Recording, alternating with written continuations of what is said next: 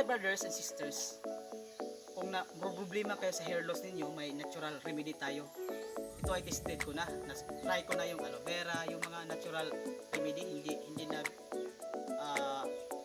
hindi umubra sa akin, pero ito umubra.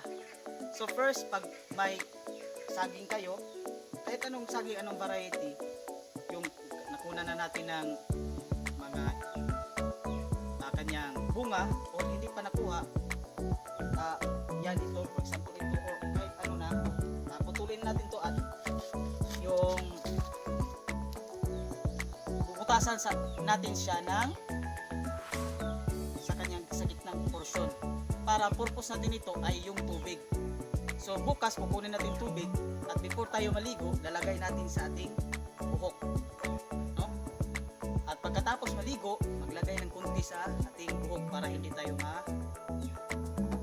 maubos yung buhok natin. So yan lang, no? At yan, tubig. Kasi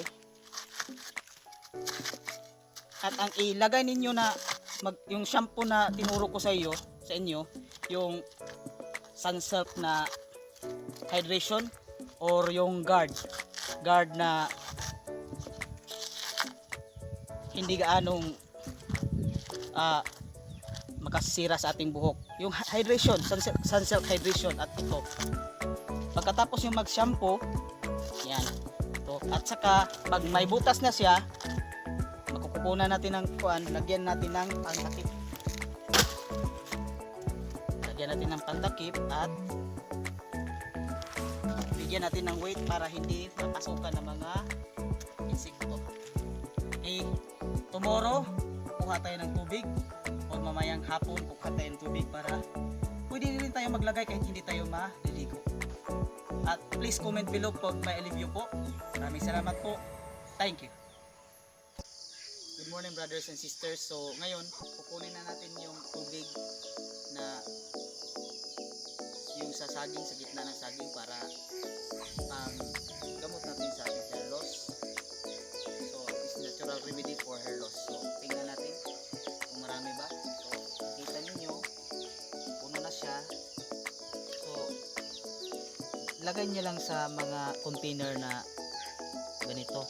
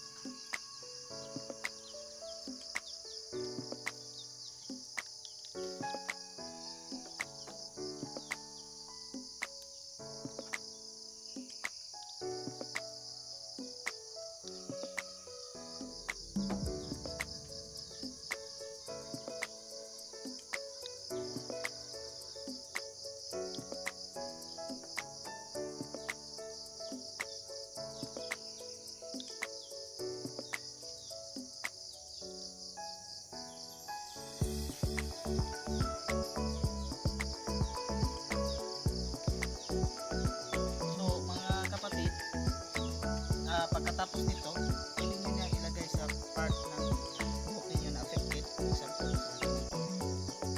kasi stress tayo. Yan.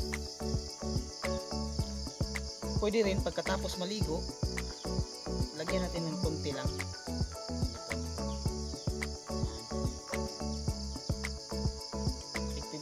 Matagal ko nang ginagamit ito. So, at itong ating container, please pakilagay na rin sa refrigerator or na ma-preserve siya. So that's all. Thank you. Pag may alivio sa iyong buhok, please comment below and please don't forget to subscribe.